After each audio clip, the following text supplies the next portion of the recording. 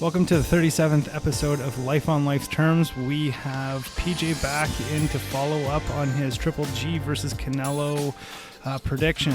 We're going to talk a bit about boxing, some of the things coming up, some of the things that happened over the weekend, and we have the amazingly talented PJ here this afternoon. How are you doing today? I'm doing all right. You? Doing pretty good.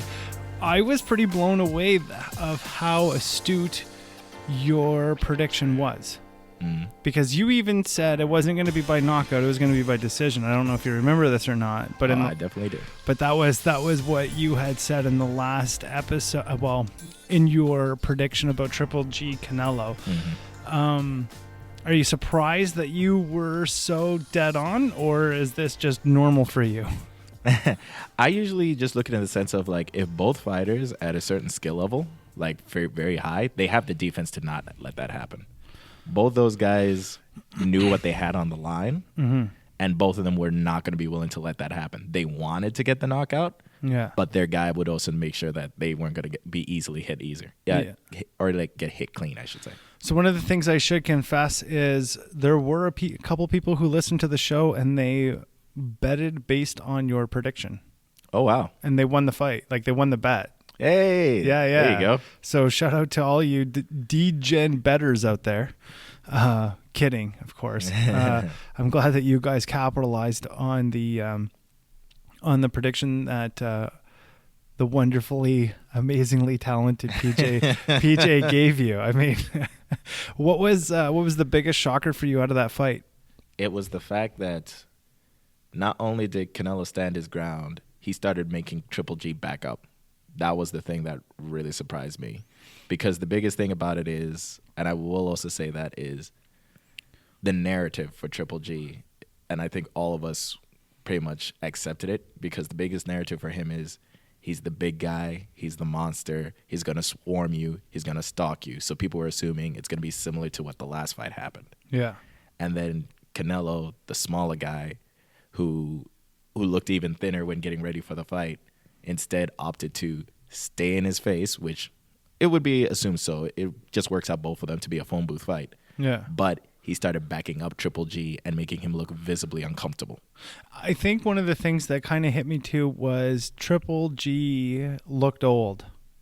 He started looking old in this fight. I didn't see the gusto that he once had. I didn't see the long-term stamina that he once had. It was either that or he started getting so frustrated with the way how the fight was going that maybe he was fighting more on emotion than he was on strategy.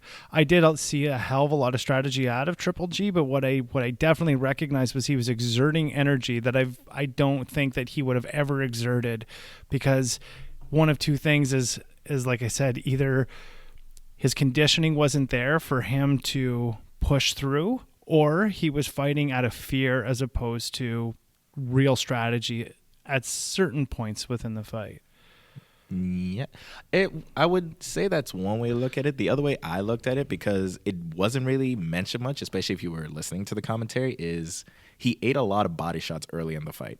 Yeah. Like he started breathing heavily in the second round. Yeah. Canelo is notorious for hitting hard to the body. And I'm fairly certain it's because he studied probably the last fight. He noticed that Triple G doesn't like taking body shots. And to be fair, most people are usually too bothered to try and get in to take the risk to hit him with body shots. Yeah. So this is the first time in a while. The other thing is, while age may be a factor, I think it's also just a case of we're now seeing when he goes up against the caliber of opponent. Because if you saw him like when he fought Vanis Mitrosian, who wasn't nowhere near his level, he just sent him flying in the second round. Yeah. Whereas when he went up against Danny Jacobs and Canelo, guys who are a way higher caliber, it makes it just a harder fight for him. Yeah. So I would say we're visibly seeing him go through a fight that's more of a drag-out war than anything else, and it's not going to 100% go his way. Yeah. And that's usually the case. If you're used to having fights going your way most of the time, and then all of a sudden you go up against somebody who's not going to let you fight your way, there's going to be moments where you're going to see that they just don't look uncomfortable, they look frustrated, or at the very least, they're now starting to think about like, okay, what should I do? What should I do? What should I do? Yeah. I definitely saw. I guess if I were to reiterate a little bit about what you were saying, is his toolbox seems short. You know what I mean? Like that's what it seemed like to me with Triple G. I love the guy. I think he's tough as nails. You know what I mean? He is one of my favorites. What was the biggest improvement you saw in Triple G, though, in this fight next to last fight? Was there anything that you saw that he did a little bit differently that was an improvement from the last fight? I would say maybe not an improvement, but it was definitely a show of what his willpower was when he got his second wind in the second half of the fight. Yeah. When he came back and was determined to be like, I need to just do this. Yeah. Now, I wouldn't really say that's necessarily an improvement. I think that's just something he's always had. It's just very rarely do you see him get pushed to it. But otherwise, I would say he was aiming to do the same game plan as before, but a wrench got thrown into it right away. If anything, it got to highlight how he uses his jab, but the problem I would say is it's a double-edged sword. Anytime he considers you a threat, he will jab you. But most of the time, we're used to seeing him come forward and stab you with that jab and shove your head back. But when he's forced to go backwards, he can't load up the power he needs. So then he's got to use it more defensively. And I think because he doesn't get to use it too often defensively, his jab turned more into an amateur-style jab, which is just more for points than having a purpose behind it. Because you'll actually hear Abel, his coach, tell him that you're jabbing, it's good, but I need you to do something with it. I need you to do something. While the jabs, because usually most of the time, even if you want to count the jabs, they weren't really bothering Canelo until he decided to follow it up with something else. Because Canelo would either trade with him or still keep pressing the action on him. Because usually, especially for a toss-up round, and especially, like I said, that narrative, where we keep hearing like, oh, Canelo better not run, Triple G is going to chase you down, the opposite happens. So when you are thinking about that, and it's a toss-up round, you're going to naturally lean to the guy who's pressing the action. So it was a way for us to see more of his willpower, his ability to get a second wind, but it also kind of shows that there are sometimes where you can put him in a situation that's a bit bothersome for him. Because it's not the first time that it's happened to him before. Earlier in his career, and you can find it on YouTube, there was a fighter, Kasim Uma. And Kasim Uma did pretty much the same strategy. He stayed on top of him and just kept making the fight ugly and kept trying to work away at his body.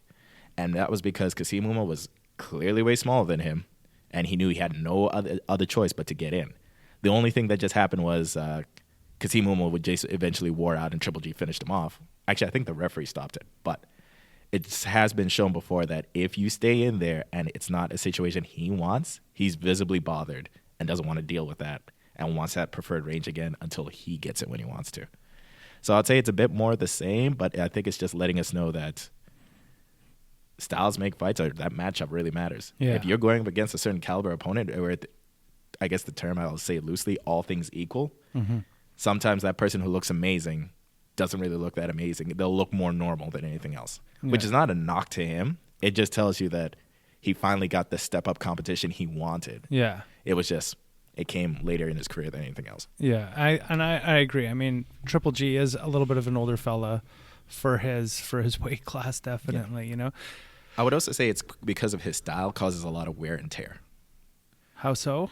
Because he's the kind of person who wants to, like, he'll trade with you, hit with you, and things like that, which is great. It's entertaining, but that's still wear and tear in your body. And also with Abel Sanchez, if you're any of his camps, that's in Big Bear, California, where there's already that altitude difference, which is affecting your breathing. And they're known for going hard all the time in sparring. Wow. So you're taking wear and tear both before the fight, you're taking wear and tear preparing for the fight, and you're taking wear and tear during the fight. What is Abel Sanchez's stable look like? Do you know how deep the talent is there?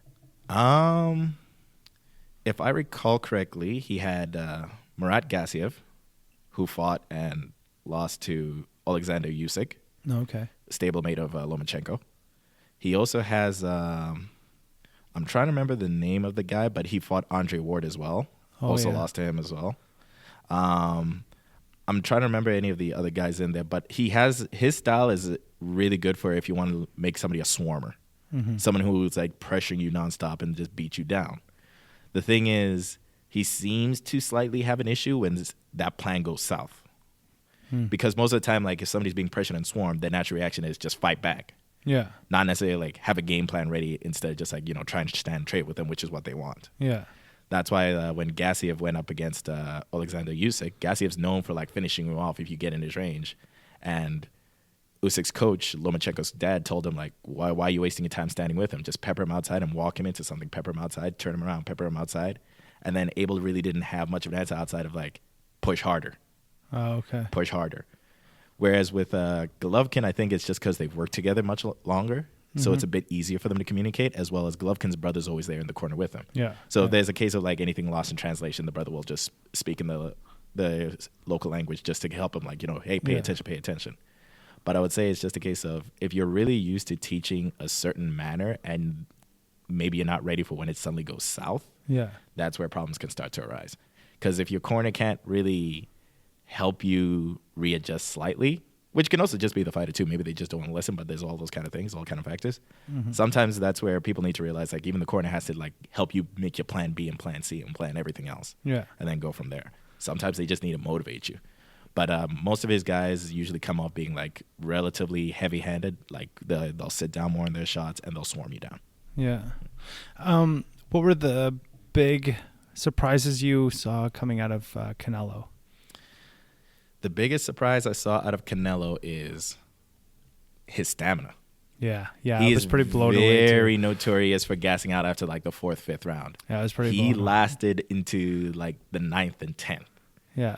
And the second bit, especially, I think it's because he definitely remembers what happened in the first fight.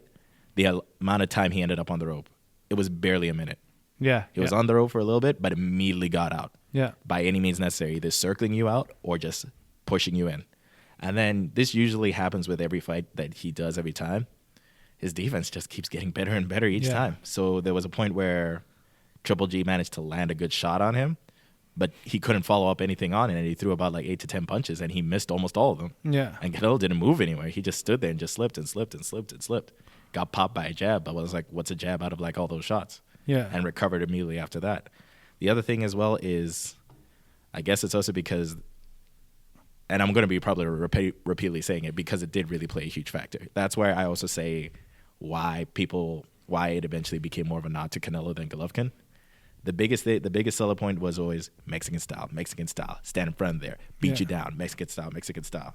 The Mexican decided to show the non-Mexican what real Mexican style is. Yeah. He stood in front of him, worked his body, which is something that most Mexican fighters will say, like, hey, they work your body like crazy. Yeah. They'll roll with your punches, slip with your punches, keep coming forward, and keep pressing the action on you. Yeah, you can land a shot here, land a shot there, but I'm staying on top of you the entire time. It kind of reminded me of Tapia. Yep. If you remember Tapia way back in times, that's all he ever did. He would literally stand in front of you, take it on the nose if he had to, but he would just roll with every punch that came out of you, and then he was still. It was like he wouldn't move, like he was immovable, and he got more hype just going into that exchange. He just got more excited. Yeah. So then how do you deal with that? Yeah, and I think that's the thing when you see that. It's almost like that Rocky story where it's like a piece of iron in front of you that you just can't stop it. You know what I mean? One of the things that I was pretty blown away with Canelo was the stamina. I mean, I think I've watched the fight twice. You said you've watched it 4 times now? It is so much fun to watch. It is a really good fight to watch. But yeah, I mean, I think I was really blown away with his stamina. He's never really had that kind of stamina before. You could almost see that he was actually breathing through his mouth and his nose and hiding the fact that he was breathing through his mouth, which was, I thought, I've never ever seen him do that before. I've only ever seen him try sucking through the nose and never really adjusting to that kind of breathing in battle exchange, as I call it, right?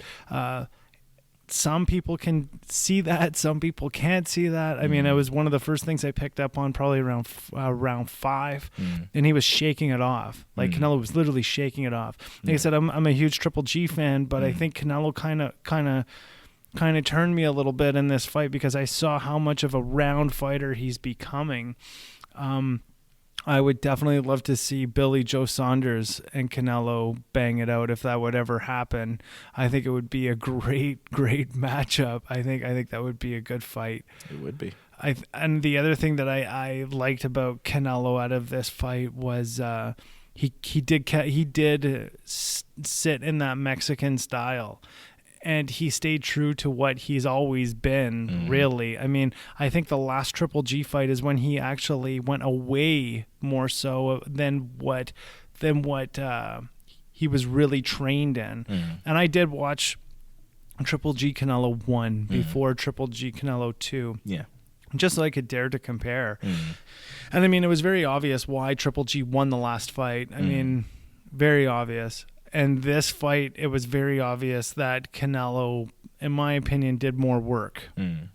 The problem with Triple G was if nothing changes if nothing changes. And sure, he went in resting upon laurels thinking, I've beat this guy before, is what it seemed like to me. Yeah. I beat this guy before, I can beat him again with the same style. And now I think there's probably a good chance for a Triple G Canelo 3. Only in regards to, I think Triple G wouldn't give it up. You know what I mean? Yeah. But I also kind of think that maybe Triple G's thinking about, I'd hate to say retirement, but maybe at least a short minute break, you know? Yeah. I mean, he got pretty fucked up this fight. You know what I mean? Yeah. I don't even think it was so much physically as it was mentally. It just, you could see it wore on him. And like I said, you saw that though there was those times, sure, he got a lot of body shots, but he was fighting out of worry. You can't hide that, you know? And, he was fighting. Triple G was fighting in a place where, in my opinion, he was swinging for the fences at some points in that fight. You know what I mean? He was looking for a land, and it wasn't happening for him. No. So I really congratulate Canelo for what he did, because it was a pretty amazing fight. He really pulled it off, and anybody who paid for that fight, pay-per-view or in the crowd, I mean, they definitely got their money's worth. Oh yeah. I didn't see so much of the undercard, but I know you said you had. What was some of the fights out of the undercard that you saw that you really liked? So actually pretty much all of them were all entertaining for like various reasons. So the first one was Roman El Chocolatito Gonzalez. He was doing a comeback fight after a knockout loss. Okay. To a dude from Thailand called Shishiket Sor. And so this was like, you know, that comeback fight. So this is where you'd be like, okay, the guy got KO'd. And then also around the time when he was dealing with those losses, the coach he's known for years had passed away. So he was also in the middle of like trying to find a new coach. Oh, wow. So then he had a new coach and everything else like that. So this was his first time back after like that KO loss. And it was looking okay. Chocolatito tends to looks a little sluggish at the beginning, but he's always touching you up one way or another. And then all of a sudden, the other guy ends up with a cut. Yeah. So I'm like, okay. I know Chocolatito is pretty good at like touching people up, but let's see where it goes. As the round goes, the guy's bloodying up is even more bloody. He's targeting that cut. Then he gets another cut on the guy around the nose, bloodies that up too. Gets him stuck in the corner and starts mixing up his shots, high, low, high, low, high, low, and then he doesn't know where to go. So he thinks he got himself into a better position. He catches him with a short hook to turn his head a little bit because he knows the guy's going to try and counter. Finishes him off with the right hook. And the way the dude just hit the floor was just touch, doom. Savage, eh? Yeah. Just like a thud as opposed to a bounce? Yeah, just a thud. Like, to the point where after, like, the referee checked and be like, okay, waving it off, like, Chocolatito ran over to check if he was okay. Oh, wow. Yeah, that's just how he is. He's just, like, checking if he's okay, and they're telling him, like, hey, back off, we'll take care of it. But, yeah, he was, like, holding his head, be like, hey, is he okay? Look how he fell, and all that other stuff. Checking to see if the dude was okay. But, yeah, I would say if people wanted to see, like, a comeback fight, like, you know, it looks like signs of the old him is back. Yeah. It kind of does, but it's usually a case, like I said, quality of opponent. Yeah. Yeah. I want to see, like, how he'll do with some other opponents, because in that division, he's a small guy. He's a small guy who moved up, like, 2 divisions, I think. So he's visibly small compared to some of these guys. And one of the first guys he fought when he was in that division was a war for him. Went up against the dude from Thailand. It just wore him out. Second one, he got knocked out. But now he came back. He got a knockout. So then it's a case of seeing where he goes from there. Yeah. The second fight was David Lemieux and Spike O'Sullivan. So I said this before off mic. David Lemieux, in my opinion, is not a fair estimation of the boxing talent that's coming out of Montreal. This is correct. I've seen plenty of the fighters there, like from Instagram and other social media and things like that. And there's just some amazing talent out there. Like, people who, like, they just show hints of, like, various fighters that you'd see in the States. Like, some who look a bit like Ward, some who look a bit like... who look like a bit like well, I'm like running out of names, but they're just really good. They have really good footwork. They have really good awareness. They have really good variety, and I think it's just because Lemieux is a knockout artist, and that really draws in a lot of people versus somebody who's just gonna show you just the skills and go through the rounds. But again, he got fucked up by Billy Joe Saunders bad, man. He did. Like I mean, Billy Joe Saunders literally undressed him, is what it looked like. You know what I mean? There was just nothing left that Lemieux could have did. I hung my head in shame in the context that, I mean, I'm a guy who really believes in the boxing talent in Montreal, and that really shocked me that was the representation that Lemieux brought to the UK to go and fight a fellow like Billy Joe Saunders. I was like, what the hell are you doing? Yeah. I think it's also because Billy Joe Saunders, just because of what goes on with his personal life, it's very up and down for him. Yeah. Because there'll be fights where he'll look amazing, and then there's just fights it's just a struggle. He's brawling. Yeah. Literally brawling. Yeah. And so you never know which Billy Joe you're getting. Yeah. That's the thing about it. He's very 50-50. And he's a pikey, right? Like he admits. Like he actually calls himself a straight pikey. I'm a traveler. So like that's just the way how my life is. Yeah. Right? So like I mean he also trained under Doherty. Like the bare knuckle champ out of, you know what I mean? Yeah. So like Billy Joe Saunders will lay down in a parking lot and he'll fuck you up. You know what I mean? Like he's a pikey, he's a traveler. So I mean, like I said, I really enjoy that. But back to your David Lemieux and what was his name? Gary Spike O'Sullivan. I like that Irish name, O'Sullivan. Yeah. Oh yeah, and the thing was just like. The best part is like how he has like a really nicely done up mustache, like curls up and everything else like that. Oh yeah, and everything else. And then I guess he was also kind of doing like the Conor McGregor thing, where it's a suit and everything else. It suited him really well actually. And the thing is like he's not mouthy. He's very calm when he talks. So it was a nice like change of pace when it comes to like personalities, things like that. Unfortunately, it did not translate that into the fight. That's unfortunate. It was a first round KO. Oh my god! Counter left hook. Son of a bitch. It looked like Lemieux kind of hooked the mustache off of him. Like he was trying to throw a 1-2. He was caught in between the 1-2. It was just he overextended himself throwing the right hand. His right hand was low. And when he was throwing that right hand and leaning forward into it, Lemieux just pulled himself back a little bit, threw a perfect short hook right on the nose and the chin. So was it a fact that Lemieux was a little bit faster than the guy? Lemieux just timed him really, really well. Because he's so well known for his left hook and finishing you off with it. Yeah. He knows how to do it offensively and defensively, like without even thinking about it. He just does it. If I remember correctly, Lemieux is southpaw, right? No, he's orthodox. He is orthodox? Mm-hmm. Yeah. I mean, I for whatever reason, I thought he was a southpaw. But anyways, I mean, that would suggest no matter what, though, his left is there, right? Like his left is going to be tough anyways. Yeah. Have you ever seen O'Sullivan's fights previous to this? I've seen a couple, and he looked pretty good. It was just a case of I didn't know most of his opposition. Okay. So it was mostly kind of local or like European. He just started to like pop up on the international scene. He was actually supposed to be a person that they were considering to fight Triple G when Canelo was first like banned. Oh yeah, when he got nailed with those with those Mexican tacos. Yeah, yeah. The meat. Yeah. But so this is when they were looking for opponents. So Spike O'Sullivan was actually considered one of them. And then basically what happened was price negotiations. So I think it's like they kind of lowballed some people. So Spike O'Sullivan was just like, well, I know you're trying to get me up here to take a beating. So I'm like, I'm not going to let you shortchange me if you do it. Yeah. So then they were like, okay, we won't bother. That's where enter Vanes Matrosian. Oh, yeah. Cornered by Edmund Tarverdarian. Yeah. I was actually not going to watch the fight until Sunil told me about that Edmund was cornering. I immediately went to watch that fight. I was like, I need to watch this train wreck happen. Really, eh? Because it's one thing, Vanes Matrosian has not fought in a while. Last time he fought was at 154. So he's blowing himself up to go up there. Yeah. And anybody who's heard of Ronda Rousey knows Edmund. Or anybody who knows about Edmund's fighters knows Edmund. Yeah. So it's just a recipe for disaster. So why, just for the listeners, why is that a recipe for disaster? If you can go into a little bit of the history on that.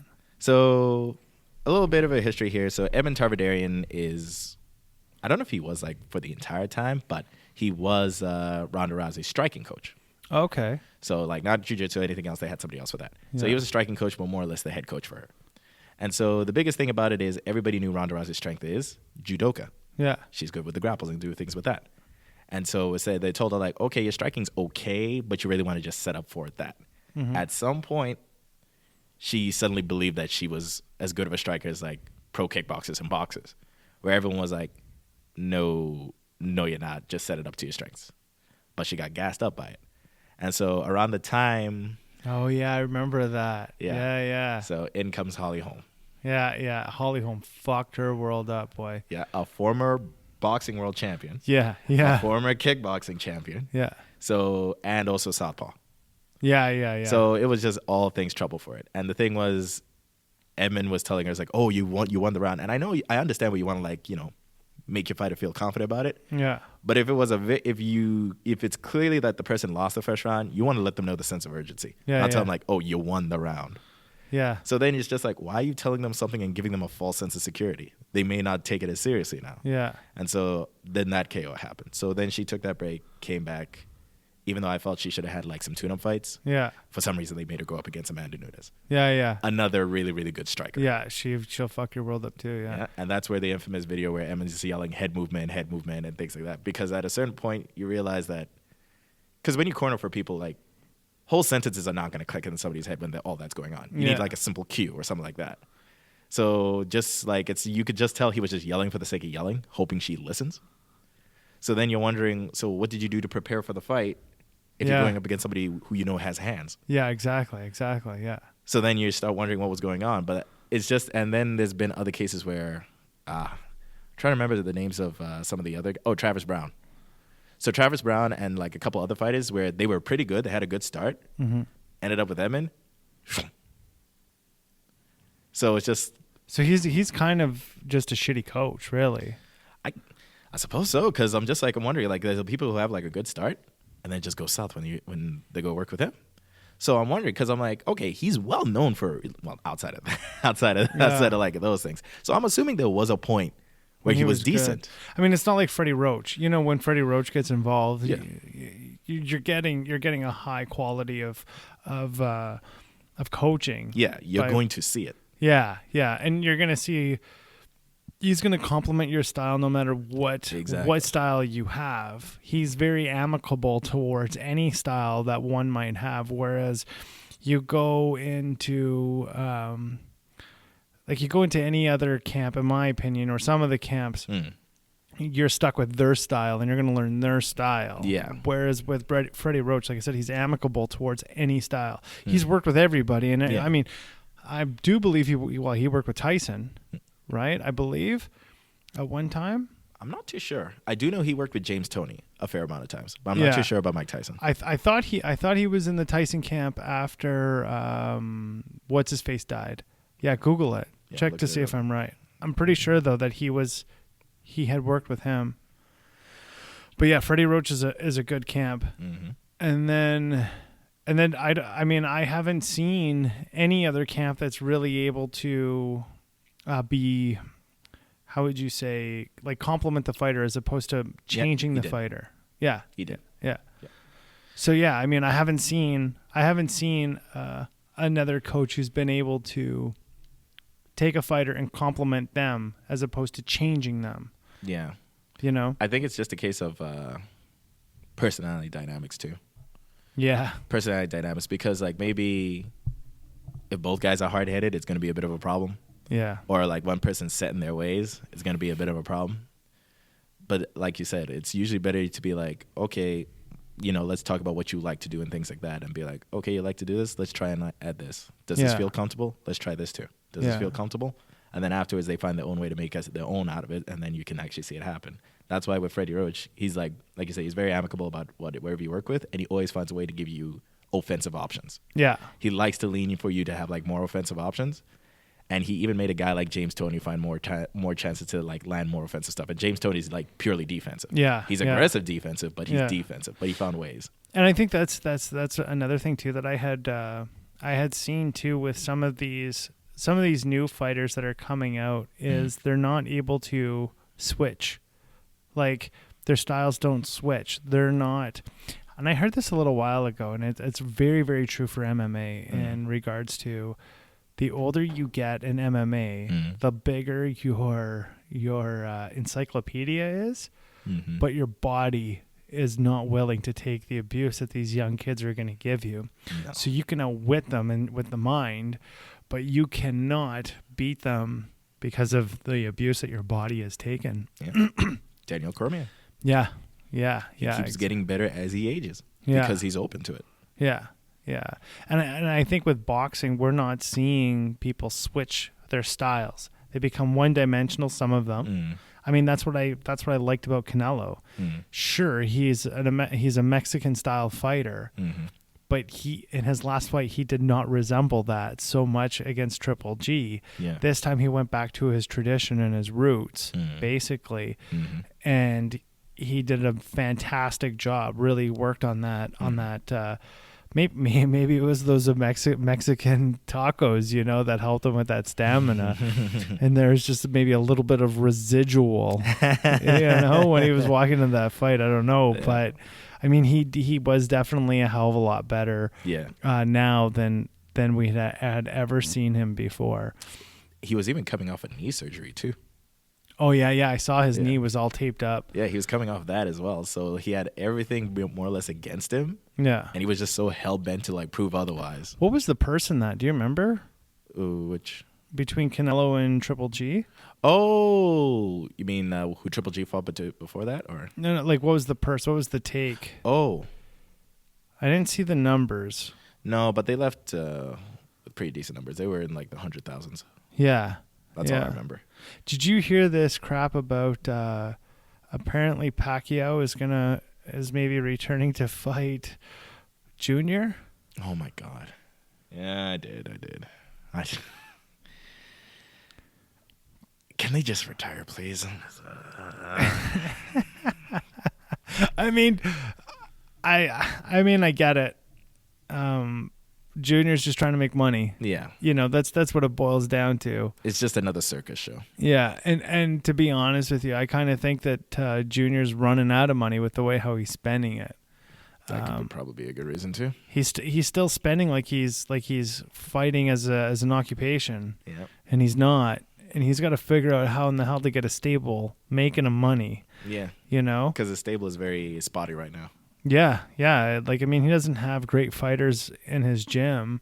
And again, this is a guy I believe Junior could be like Freddie Roach. He's smart enough to say to a guy, these are your compliments. This is what you have to work on. This is what you got to do. And he can show them how to roll, talk, and do everything that they got to do. I mean, Junior could be a Freddie Roach. He could be if he wasn't so fucking egotistical. Yeah. That's the biggest problem with Junior. I mean, I love the guy for it. Don't get me wrong. I mean, it sells tickets. It gets asses in seats to watch a fight. But at the end of the day, I mean, you can't keep getting hit. I mean, he doesn't get hit. Yeah. That's the other thing too. It's basically just have a happy ending to your career. Yeah. Don't go down the road of like some of these other guys. Well, I mean, I saw Tyson just a little while ago, and I'm really surprised that he doesn't have more brain damage. He rarely got hit in the head. True. Yeah. But he still, I mean, most boxers have, I mean, Tyson's always had a lisp. Yeah. So did you know actually, a good buddy of his is Spike Lee. So Mike Tyson asked him, and you got to remember, like, everybody's afraid of Mike Tyson for the most part, right? Yeah. So Mike Tyson asked Spike Lee, why don't you ever have me in any of your movies?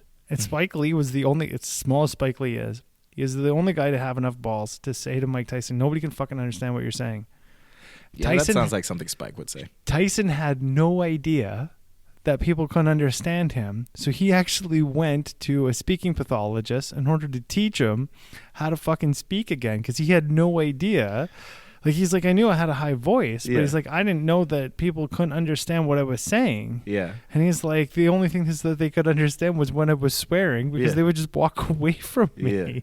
Right? So I have a lot of respect for Spike Lee to actually like walk up to a guy like Mike Tyson and be like, nobody fucking understand what you're saying, right? Yeah. I'm like, it's Spike Lee. Like, you're not gonna stop him from like running his mouth or doing whatever. But that's pretty surprising that Freddie Roach was in the Tyson camp. He was in the Tyson camp for a little while. Yeah. You know, that's where he actually got hit by Tyson. If you look, he's been hit by everybody, but by mistake, right? Yeah. And he so Tyson knocked Roach out for 2 days. Basically, he was out. And Tyson, out of gratitude, dropped him 90,000 cash. Yeah, and said, "Come on back after a couple days." Right? But I mean, you look at Freddie Roach, and he's the quintessential lisp boxer. Yeah. Yet they say when he starts moving, he speaks fine. Like, there's no issues anymore. Yeah. There was even a point where they said, like, when Ali was still around, like, even though he'd be like having the shakes and everything else like that, but once he was like able to like maybe hit the bag a little bit and things like that, he looked normal. He looked a bit more normal. It's just like if they get into a certain motion things, especially if it's something that they're familiar with. You know who's another fighter that actually aged well was George Foreman. Yes, he did. Like, he and that guy could fucking hit, man. Yeah, like, he was the one giving knockouts, not the other way around. Yeah. Like, he could hit you, and he'd hit you hard without even trying you hard, right? Yep. I mean, there's a couple boxers. Joe Frazier, too. He doesn't look too bad. He still has a little bit of a lisp. He's a little bit slow, but he's not too bad. When he was around, Yeah. Foreman, though, I mean, I'm surprised that he's still sharp. Like, because he just took no damage because he was the one giving the damage. Yeah, he is a pretty formidable force in the ring for sure. And also there was also huge gaps of time where he didn't fight. He was doing, because he had like identity crises and things like that. So he was gone for a while, came back, gone for a while, came back. So even though like he was dealing with personal things, it actually helped him out in the long run because you're gone for a while. Yeah. You can let everything rest and more or less recover. You come back. I think he had said that he made more money off the grill than he did fighting. I believe that. You know, that's pretty amazing that's what made him most of his financial success. He said after, like, when he went through that run of being like a pastor and everything else like that, and when he shaved off all his hair and things like that, when he decided to give more of the feeling of like he's like your uncle or like your granddad, he said that's why people just loved him. Yeah. So he's just been like that forever. So when everybody hears about George Foreman, they hear about that grill. They always think about that, stuff like that. People forget, like, he still has, like, cinder blocks for hands that he can, like, put you out in an instant. Yeah. Like, flies probably don't go anywhere near him. So those kind of things. Like, he's still capable of doing all that. It was just a case of just, like, hey, he had to change his image. Because at the beginning, he was the... he was mean man. It was because he was the prime training and sparring partner of, what's his name? Sonny Liston. Oh, yeah. So... he didn't know, like, because he just hung around. He didn't know who his parents were, his dad was, and things like that. So he just hung around who he thought was impressionable. So he thought, I should pick up the habits and impressions of Sonny Liston. So that's why he had that mean look and everything else like that, because who was he around? Sonny Liston. Yeah. So he's just like, well, I'll just pick up his stuff like that. Those kind of things. So it was just a case of, like, if he got to meet, like, other people outside of Sonny, probably would have been like... He basically picked up somebody else's persona as opposed to his own, really. Yep. Any other notable fights from the undercard? From the undercard? Okay, so outside of the Gary Spike O'Sullivan being sent to the moon, the one before that was Jaime Munguia versus a Canadian fighter, Brandon Cook. Okay. Who was actually a buddy of mine, Mike McWilliams. He was actually the training partner. They used to train and spar together back in Ontario. So Brandon Cook's really good. Like, he's good, like, good fighter. Yeah. Was undefeated until that fight. Hardy, good skills, everything else like that. Munguia is just a monster. Mm-hmm. They're fighting at 154. I'm pretty certain Munguia is like 6'1", 6'2". Jeez. Wider than me, bigger than me. God. And he's only 20. Oh, my God. And so... where's he coming out of? Mexico. Jesus. HBO is a bit notorious for this. If they have like what they call their star fighter, they're gonna put all the footage on it. They're gonna talk about like, yo, what was your past like? What was this? Your first puppy, your first crayons, and all these other things. And then Brandon Cook is just like, yeah, there's this guy, and so the fight happens. So the biggest thing that a lot of us realize is just because of the height and size appearance difference. It's like Brandon Cook's got to get inside quick. Yeah, there's no point in staying outside there with him. And so it was a feel-out round, and then he got buzzed a bit, and then we're just like, he's got to get in, he's got to get in. And his corner told him that, he's got to get in. Like, you got to make it ugly somehow. Yeah. But the thing is, like, Munguia hits like a truck. So he's already trying to recover from that, and he's trying his best. Like, he tries to get close and things like that. Munguia just chases him down, just clubs him nonstop, clubs him a couple times there, and then eventually, like, Cook hits the floor, and then the ref's just like, yeah, there's no point in taking more punishment. So do you think we're going to see Brandon Cook back? Yes. Yeah. I am fairly certain he will be back. It was just a fight where they were just like, we just need somebody, and he just stepped up to the plate. Okay. Like, the referee knew when to stop it, so he's probably going to have like a bit of a break to, like, recover and everything else like that. I do know there's another guy who's trying to see if they can set up a fight with each other, another Canadian fighter, Cody Crowley. Okay. And Cody Crowley, one of the biggest reasons why people know him is he was actually, when Mayweather was still fighting, one of the main sparring partners. Okay. Yeah, so what he's trying to say is like maybe they can get a fight set up between the two.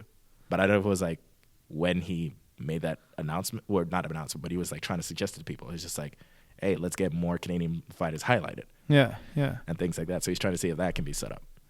That's excellent. Where's Crowley out of? Ontario as well. Yeah. In Toronto or like St. Catharines area? Because St. Catharines has a huge wealth of boxers too right now. So does Hamilton, but... To be honest, I'm not too familiar with some of the places in Ontario or like Montreal. I just know like fighters come out of there. Yeah. The best way I usually describe it is because me being a person who's like only goes there once in a blue moon to like maybe visit one person there. Yeah. And then completely forget where anything else is. Yeah. I always tell people that it's in Toronto. more like I usually just tell people Ontario and Montreal fighters are just another breed. Yeah, they are. Compared to the rest of Canada, it just feels that way. Yeah, they really just have are. a dog in them, and they'll always dog it out. I mean, I think we did have that one time in Alberta. Yeah. Like, we did have it, and now it's, I think, like, Rick and I had talked about this before, where boxing has now become a rich man's sport, and because of that, in this geographical area, and because of that, what ends up happening is you don't have people who are looking at it as a career to get out of the ghetto. Yeah. I can tell you with some of the programs that I have coming up in the near future, with the junior entrepreneurial program for youth offenders, so on and so forth. That's probably going to change a little bit. You and I talked a little bit about it off air. Yeah. But I think that'll be a huge change. I think some of these kids, they'll actually be looking at it as a way out of where they're coming from, and we're actually establishing a way out for them. I mean, this is the thing that Rick and I talked about too. Kids just can't even afford a pair of shoes and gloves. As cheap as boxing is, they still can't come up with $100 for a pair of boots and another $200 in total for gloves and boots. You know what I mean? They just don't have it. So I mean, we're gonna obviously work on that and see what we can do. Let me go here because I know these degenerate gamblers who listen to this show will definitely appreciate me doing this. Upcoming fights. What do you got? Only thing I got, but this is the only one I can think of off the top of my head. Oh, wait, this weekend, Povetkin, Joshua. Safe bet would be Joshua. Okay. Either by decision or stoppage. Okay. With Povetkin, the thing that he might have a chance to do is possibly score a knockdown. Okay. But otherwise, I would say the win would probably go to Joshua. Okay. Just because if he's still trying to like do the approach that he's doing to be like, the man of the heavyweight division, be the major selling point, he's got to win. Okay. And now the other heavyweight fight, which people are really itching about, which is Wilder Fury. Yeah. So if it comes down to decision, I think it'll either be a draw or it might edge by one round between either of the two. This is now my bias is going to come in. Okay. I honestly think that Wilder could possibly pull a stoppage or a TKO. I'm not too sure which round, but I think it'd be late, similar to what he did with Ortiz, late into the fight. Okay. because the thing that's going on with it is, yes, Wilder has like one punch power, like a one hitter quitter. Yeah. But the thing is, people, because the thing is, like, he's not the nicest to watch when he boxes. Yeah. He actively improves each fight. His jab gets better. He sets up those right hands better. The only time he windmills is when you're hurt. Yeah, yeah. Outside of that, he's patient. He knows that right hand's going to get you. He's going to wait and see. The thing that's going to make it difficult is Tyson Fury is a very, very talented boxer. Yeah. He's also a switch hitter. Yeah. He can go southpaw or orthodox whenever he wants. So the thing that will probably make him make happen is he could possibly make Wilder overthink or be a little hesitant. But the thing is, Wilder is not Klitschko. Yeah. Klitschko is very, as he get late on in his career, he became more cautious. Yeah. Because he didn't have someone like Manny Stewart to like push him. Yeah. Yeah. Wilder doesn't have that problem. Yeah, it'll be an interesting fight. But I think it is like, if it really does come down to decision, I think it might be a case of like maybe 1 point between the two. But like I said, my bias will just say I think there'll be a TKO by Wilder. Okay. Well, what we'll do is we'll probably bring you back because I'm sure people are going to be, if your predictions are right, they're gonna definitely be chiming in on that. You know what I mean? I mean, my shit went just crazy when people are like, he was right.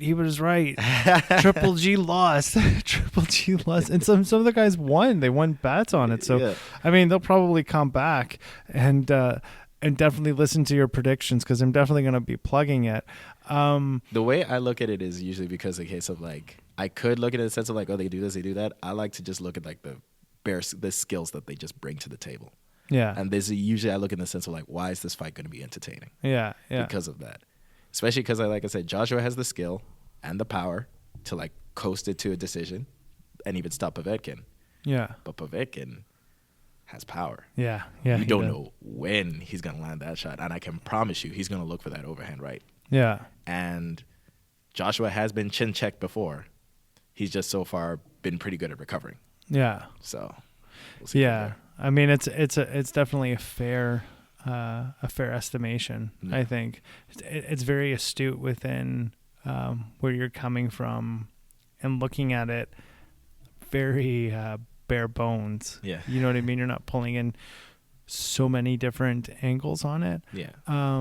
You want to weigh in at all with Khabib and the McGregor fight? I honestly don't follow it well enough to really say, but I will say this much. It's a case of whoever manages to get their strength going. If Khabib can get at least a hand on Conor, he will force it to the ground or at least make it like a grueling, grinding fight.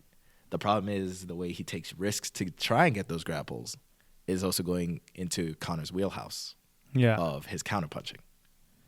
Yeah. But the thing is, Conor technically has been out for a while. Yeah. Rust is going to happen, even though he's like still like ridiculously good and everything else like that. Ring rust is a real thing. Yeah. Yeah. It is going to take him a little bit to like, get it out of his system. So that means he either has to be defensive and risk possibly being grabbed, or take it to him. Yeah. And then things like that. Whereas Khabib, yes, has all those things. He can grind you out. He's been chin checked before. He recovered okay, but he's never been chin checked to that extent. By McGregor. By a sharpshooter, I should say. Yeah. Just a sharpshooter in general. Yeah. And also, McGregor's really good at leveraging his shots. Yeah. He leverages his weight, his wingspan, and his shoulders all into that shot. Yeah. And he's really on point with it. Yeah. But I'm fairly certain like they'd be aware that don't rush in with your face first. They know that.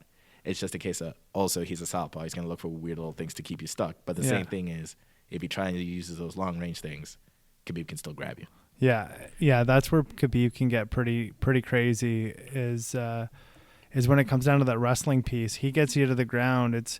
But see, this is the other thing too. Is I really think that McGregor has worked on his jiu-jitsu and his wrestling defense at this point. I mean, he knows what he's going up against with Khabib, and I think McGregor is humble enough to recognize that this is what he has to do in order to stay the champion. I guess he's not really the champion at this point, but I guess he's the people's champion, so to say, at this point. Oh, yeah, right? he did get stripped of the belt, didn't he? Yeah, he did, yeah. Okay. I mean, if we're looking in the sense of like in the boxing terms, he's still lineal champ, so he's still the man of the division. Yeah. So that's still going for him. And yeah, Conor has never had really much of an issue about knowing that I got to do this to win. Yeah. He has no problem. Once he notices it right away, he's going to be like, I need to do what I need to do to win. Yeah. Or I need to do what I need to do to stall out. It's just a case of 5-minute rounds. Yeah. It's a long, long time. Yeah. And I don't know if Khabib has gone into those deep waters. MMA. McGregor is notorious for gassing out. Yeah. Like he can gas out. But the thing is he's also guaranteed champ. Like in the context of this, like he's been tried, tested, and true through 5 grueling rounds. He's like McGregor's done it. You know, Khabib may be training, but training isn't the same as going out there and doing it. You know, so I don't know what his stamina is going to look like in the 4th 5-minute round. You know? That is a good question. It's just the other thing is, like I said, that's also considering the situation if he's not able to get his hands on him. Yeah. Because once he does get his hands on him and he puts him like in a constant like bad position, he can always there's various wrestling and pins and things that you could do to quickly catch your breath. Yeah. And then just tire the other guy out. And also when you can sense and feel that the person's getting more tired, that second wind starts to come in naturally anyway. Because then you realize like whatever you're going to throw next is desperation. Yeah. Then I don't care. I'm going after you. It's like a body puncher. Like once the body puncher just senses that you're feeling it, not even have to look at anything, they're just going to come after you. Yeah. They don't care what you're throwing at them.